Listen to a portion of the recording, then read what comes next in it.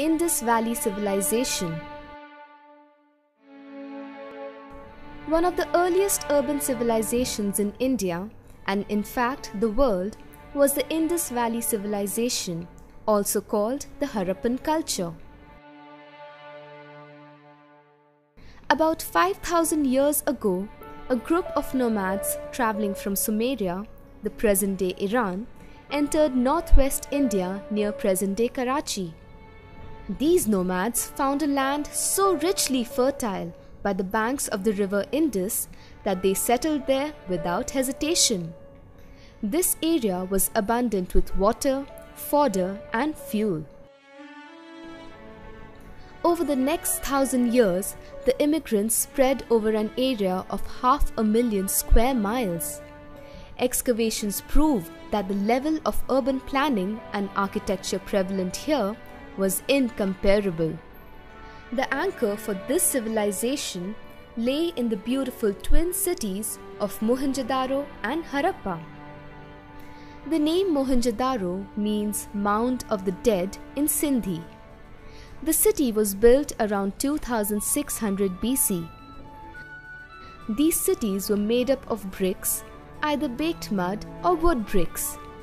The baked bricks were a superior version of the sun-dried bricks used in other civilizations.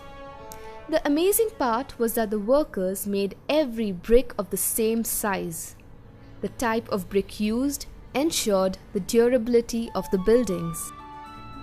Despite a population of about 30,000, the city had one of the best sanitation systems. Each house had a well from which it drew water. From a bathing room, the wastewater was directed into covered drains along the main streets. Since all the streets were well drained, the city remained dry and clean. This is evidence of a very modern method of sanitation and sewerage.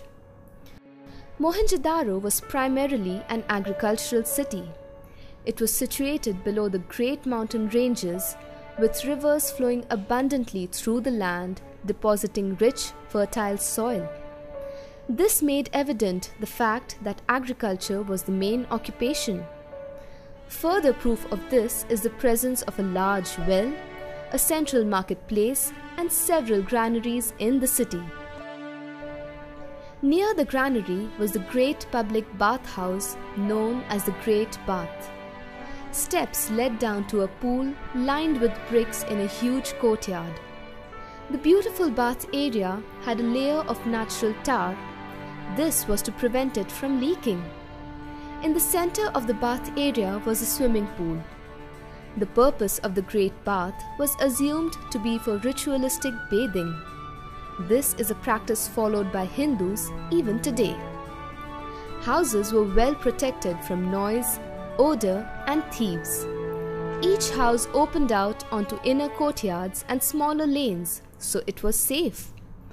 Although some houses were larger than the others, the city seemed to promote an equal society, for all houses had the same kind of access to water and drainage. The city had an impressive defense structure in place as well. Though it lacked outer walls, there were defensive towers in the west and south. Since other Indus cities had stronger defense systems in place, it is speculated that perhaps Mohenjo-daro was only an administrative center.